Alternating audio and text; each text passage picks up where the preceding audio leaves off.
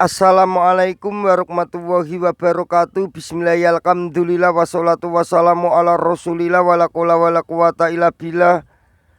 Allahumma sholli ala sayyidina Muhammadin wa ala ali sayyidina Muhammad. Amma ba'du. Bismillahirrahmanirrahim. Qala al-mu'allif rahimahullahu ta'ala wa nafa'na bihi wa bi ulumihi wa amadana fi asrarihi wa ada alaina bi barakatihi fid dharaini amin ya rabbal alamin. Bismillahirrahmanirrahim. An-nasabu utawi iki iku mertelaake ya nisbat ya an kayal kursi jadu linasab wa kulumat talihi kasruhu wajab. Zadu nambahake sopo ulama ahli nakwu linasabi krono nisbat atau bangsaake ya an ing ya kayal kursiyi kang koyo ya elapat al kursiyi wa kuluma utawi saben-saben huruf tali kang nyandingi opo ya hi ing emah iku kasruhu utawi kasroi emah iku wajaba wajib opo kasruhu. Ida urida ing dalem nalikane dikarepake opo indofatu sayin nyandarake sewiji-wiji ila baladin maring negeri au qabilatin utawa gulungan. Au nakudalika utawa sepadane mengkono-mengkono ila baladin au qabilatin.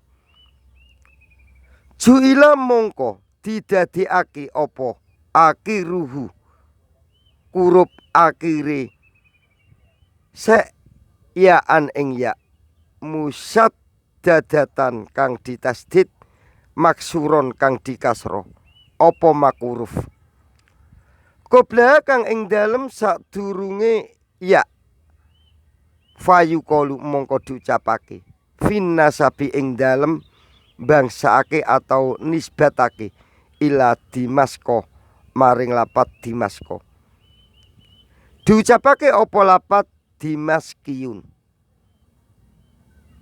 kang bangsa Damaskus. Wa ila tahmimin lan maring lapat tamim diucapake apa lapat tamimiyun wong kang bangsa Tamim. Wa ila akmada lan maring lapat akmada diucapake apa lapat akmadiyun wong kang bangsa Akmad. Wa mislahu mimma kawa hukdib wa ta'nisin au maddatahu la tusbita wa ing takun tarba'u dasanin sakan fakol buha wawan wakat fuha kasan waktib lan buango sapa sira mislahu ing sepadane ya al kursi mimma saking lapat kawa kang mengku opo mah hu ing mislahu wa tak taknisin lan ing tak taknis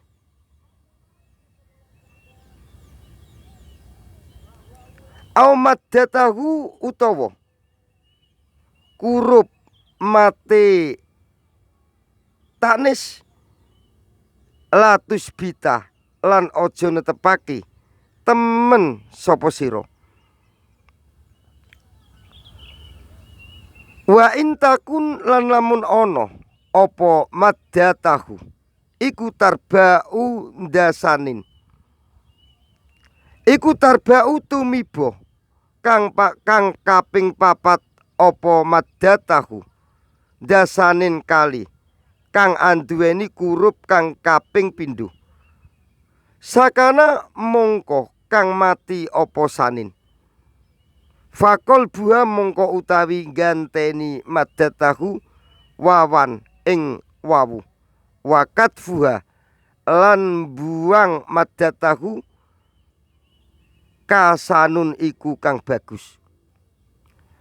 Yakni ngersake sapa Kyai Musonef anahu ing satemene kelakuan iku idakana ing dalem nalikane ana iku fi akhiril ismi ing dalem akhire isim apa yaun rupa huruf ya kaya il kursi kang kaya ya ilapat al kursi fi kauniha ing dalem anane ya iku musaddadatan kang ditasdid waqiatan kang tumiba ba'da salah sati akrufin ing dalem sakwise telu pira-pira huruf faso idan mongko kali sak mendur wajaba wajib apa katfuha buang ya wajalu ya inna sabi lan dadekake ya nisbat mau diaha ing dalem panggonane ya fayu kalu mongko diucapake fi nasabi ing dalem nisbat ila Syafi'i maring lapat as-Syafi'i maknane Imam Syafi'i. Diucapake apa lapat Syafi'iyun wong kang bangsa Syafi'i. Dadi as-Syafi'i berarti Imam Syafi'i. Kapan Syafi'iyun wong kang bangsa Syafi'i. Wa fi nasabi lan ing dalem nisbat ila marmiyin maring lapat marmiyin wong kang dibalang. Diucapake apa lapat marmiyun wong kang bangsa dibalang. Wa kadalika lan kaya mengkono-mengkono wajaba katfuha ingkana lamun ono apa akhirul ismi akhir isim iku ta'at taknisi rupa tak taknis wajaba mongko wajib apa katfuha buang tak taknis lin nasabi krana nisbat fayu kalu mongko diucapake fi nasabi ing dalem nisbat ila makata maring lapat makata. Diucapake apa lapat makiyun apa lapat makiyun bangsa Mekah. Makiyun iki bangsa Mekah. Nalak makata kota Mekah. Wa mislu ta'i taknisi lan iku sepadane tak taknis fi wujubil katfi ing dalem wajib buang lin nasabi krana nisbat. Alif taknisi utawi alif taknis al maksuratu kang maksura ida kanat ing dalem nalikane ana apa alif taknis iku komisatan tumiba kang kaping 5 faso idan mongko kali sak mendhuwur kakubaro kaya lapat kubaro maknane manuk kubaro. Wa kubariyun lan lapat kubariyun maknane bangsa manuk kubaro.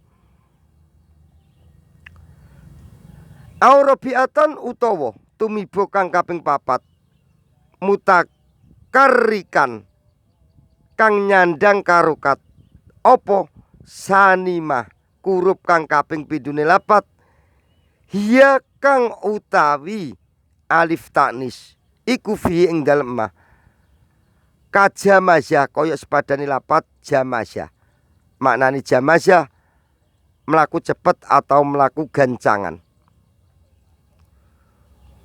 Wa jamaziyun lan lapat jamaziyun bangsa melaku gancangan. Wa ingkanat lan lamun ono apa alif taknis iku robiatan tumiba kang kaping 4 sakinan kang mati apa sanimah kurup kang kaping 7 lapat hiya kang utawi hiya kang utawi alifut ta'nis iku fi ing dalem ma kakublah kaya lapat kublah maknane wong wadon kang meteng. Jaza mongko wenang via ing dalem alifut ta'nis apa wajahaini wajah luru. Akaduma utawi salah sijine wajahaini iku al-katfu buang alif ta'nis wa utawi al-katfu iku al-muktaru wajah kang dipilih. Fatakulu mongko ngucap sapa sira kubliyun ing lapat kubliyun bangsa wong wadon kang meteng. Kubliyun iku bangsa wong wadon kang meteng. Wasani utawi kang kaping pindho iku kolbuha ganti alif ta'nis wawan ing wawu. Fatakulu mongko ngucap sapa sira ing lapat kublawiyun bangsa wong wadon kang meteng. Dadi oleh diucapno sing apa iku ana dua wajah oleh diwaca kubliyun oleh diwaca kublawiyun. Lisib hiyal mulka kiwal asliyima laha walil asliyi kolbun yu'tama wal alifal jaiza arba'an azil kadaka yal mangkusi komisan uzil wal katfu fil ya robi'an akakumin kolbin wakat mun kolbu salisin yain. Lisib hiya iku keduwene kang nyerupani alif ta'nis al mulkaki kang dipaidai ilkak atau al mulkaki alif kang dipadhaake. Wal asliyi lan alif kang bangsa asli ma utawi hukum laha kang tetep keduwene alif ta'nis walil asliyi lan iku keduwene alif kang bangsa asli kolbun utawi ganteni kelawan wawu. Yutama kang dipilih apa kolbun.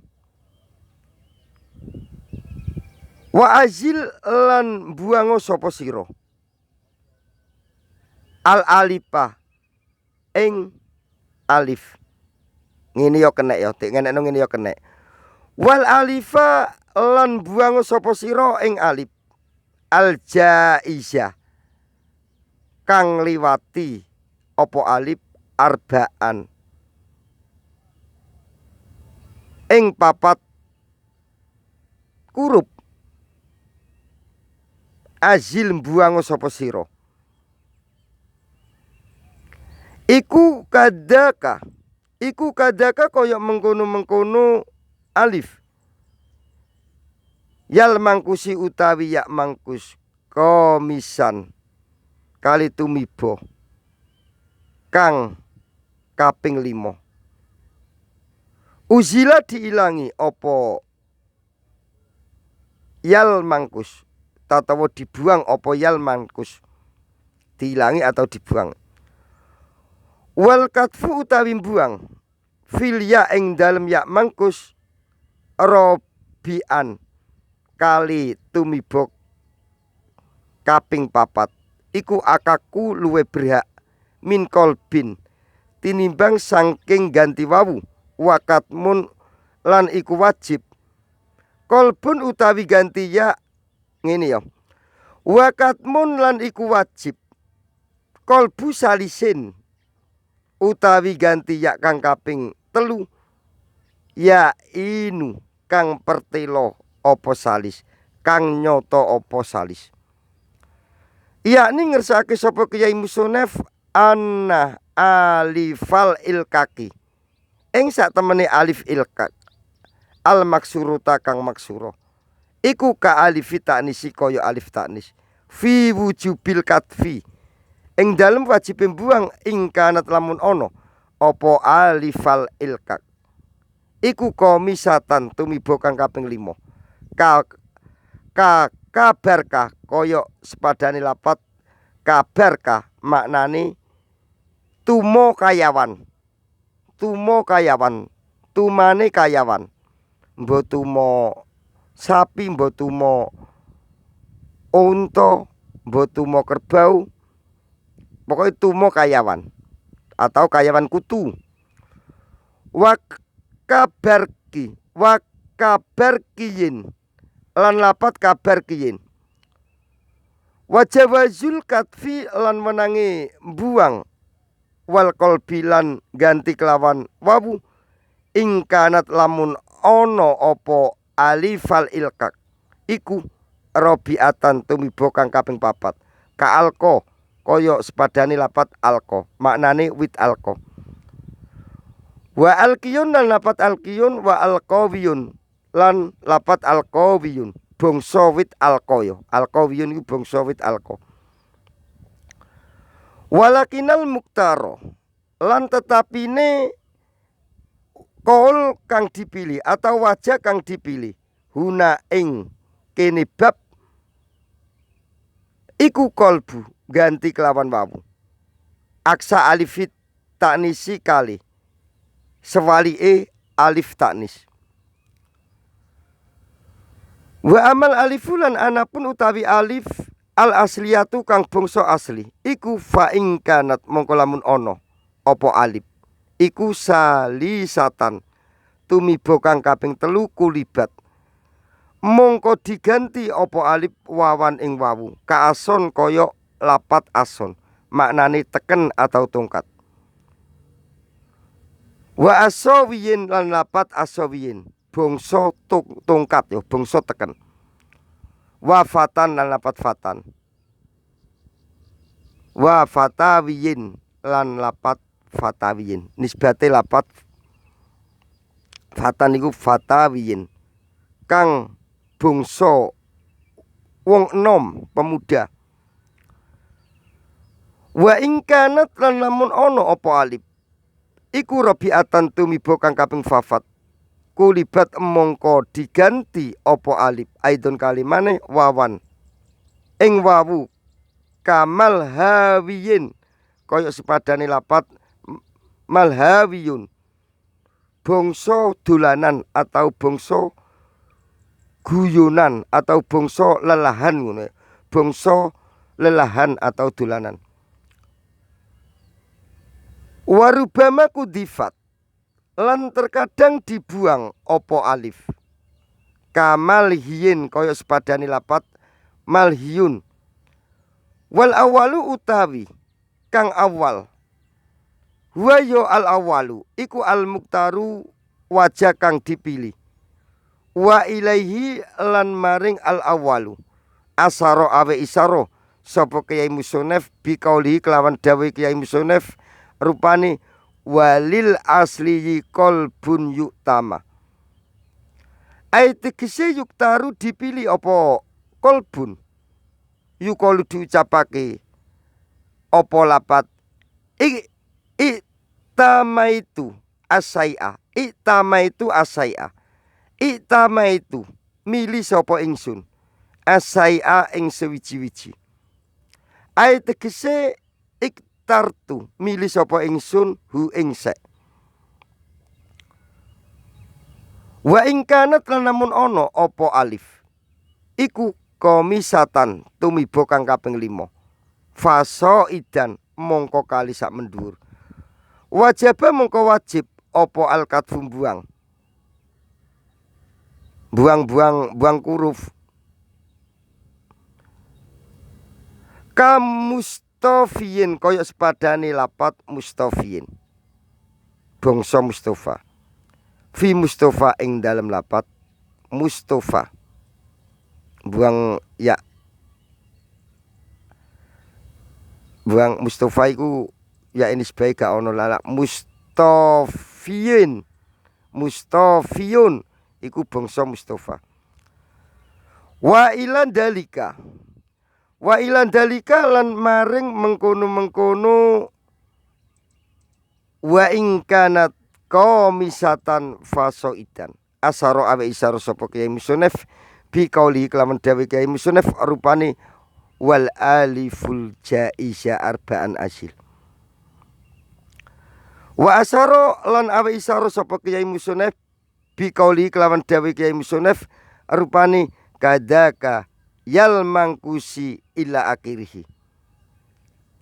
Isaro illa anahu maring satemene kelakuan iku idanusibah ing dalem nalikane dibangsakake ilal mangkusi apa mangkus fa ing kanat mongko lamun ana apa yauhu yae mangkus salisatan tumiba kang kaping 3 kulibat mongko diganti apa yauhu wawan ing wawu wa futika lan difatka apa makuruf qobla kang ing dalem sadurunge wawu naku sajawiyun sajawiyin sepadane lapat sajawiyun kang bangsa banget susai wong kang bangsa banget susai kang bangsa banget susai fisajin ing dalem nisbate lapat sajin wa ing kanat lan lamun ana apa yauhu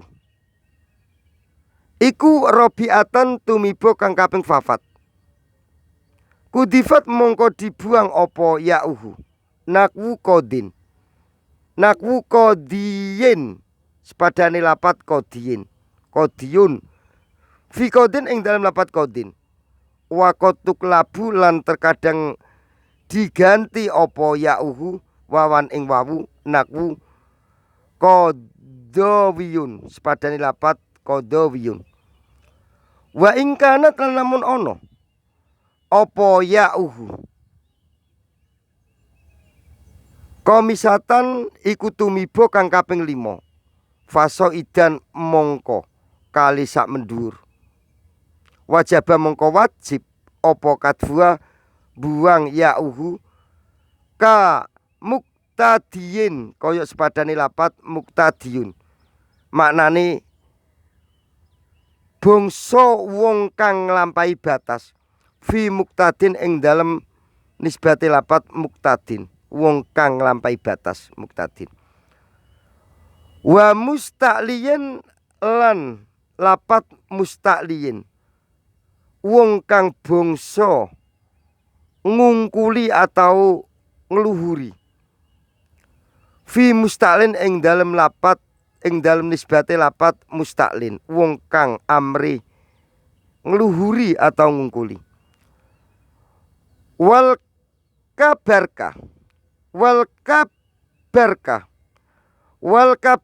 utawi maknane lapat kabarka iku dakarul kurodi lanangi atau mundakari kayawan kutu tumane unta wal ungsa utawi muanase lapat kabarka iku kabar katun lapat kabar katun maknane tumane kayawan tatawa tumane sapi ngono ya kena ya tumane kerbau pokoke tumane kayawan kutu wal alqa utawi lapat alqa iku nabatun nama tumbuhan wakidu utawi mufrote lapat alqa iku alqotun lapat alqotun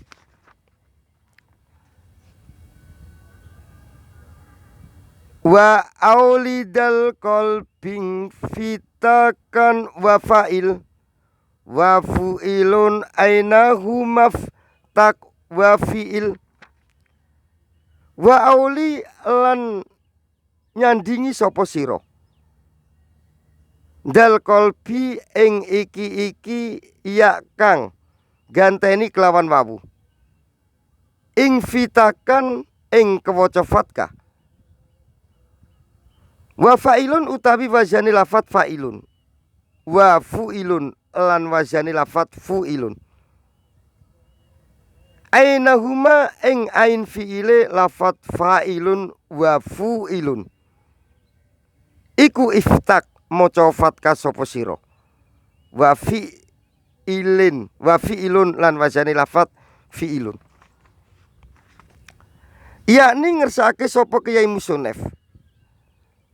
Anahu ing sak temene kelakuan iku ida kulibat ing dalem nalikane diganti apa ya ul mangkusi ya mangkus wawan ing wawu wajib mongko wajib apa patkuma patkae kurup qobla kang ing dalem sadurunge wawu nakwu sajawiyun sepadane lapat sajawiyun umpamane lapat sajawiyin wa qadawiyin lan lapat qadawiyin wa asara lan awe isara sapa Kyai Musonef bi kauli kelawan dawe Kyai Musonef rupane wa fa'ilun ila akhirih isara ila anahu maring sak temene kelakuan iku idza nusibah ing dalem nalikane dinisbatake ilama marang kuruf qobla akhirihi kang iku ing dalem sadurunge akhire emah kasrotun utawi kasro ngene wae penak tak baleni wa asaro lan awe isaro sapa Kyai Musonef bi kauli kelawan dawuh Kyai Musonef arupane wa fa'ilun ila akhirih ila anahu maring sak temene kelakuan iku idza nusibah ing dalem nalikane dinisbatake apa ilama maring huruf ngene yo kena yo wa asaro lan awe isaro sapa Kyai Musonef bi kauli kelawan dawuh Kyai Musonef arupane wa fa'ilun ila akhirih temeka maring akhire qauluhu dawuh Kyai Musonef isyara ila anahu maring sak temene kelakuan iku idza nusibah ing dalem nalikane dinisbatake apa ilama huruf qabla akhirih kang iku ing dalem sadurunge akhire mah kasrotun utawi kasro wa kanat lan ono apa al kasrotu kasro iku masbukutan kang didingini bikarfin kelawan huruf wakidin huruf kang siji wajaba mongko wajib apa atakfifu ngintingake bijak lil kasroti kelawan dadekake kasro fatkaton ing fatka fayuqulu mongko diucapake fi namirin ing dalem lapat namirin maknane macan tutul diucapake apa lapat namariyun bangsa macan tutul wafidu ilin lan ing dalem lapat duilun maknane macan diucapake apa lapat dualiyun bangsa macan wafi ibilin lan ing dalem lapat ibilin maknane unta diucapake apa lapat ibaliyun bangsa unta. Wabillahi taufik walhidayah wa ridha wa inayah. Assalamualaikum warahmatullahi wabarakatuh.